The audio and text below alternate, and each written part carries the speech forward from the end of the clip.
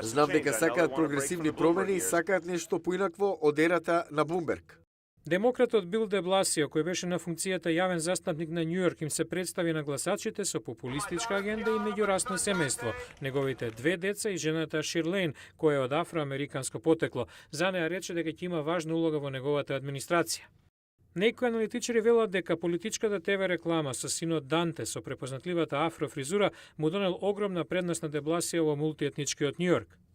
Гласачите додаваат дека де Бласио ги придобил со неговата политика. Поблизок е до просечниот жител на градот.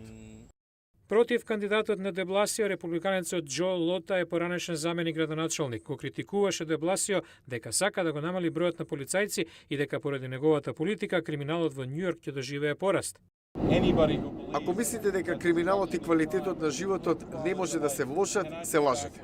Bill de Blasio voted to take over 5,000 cops off our streets. Со таа порака се согласува подржувачот на Лота, гласачот Кевин Конвеј.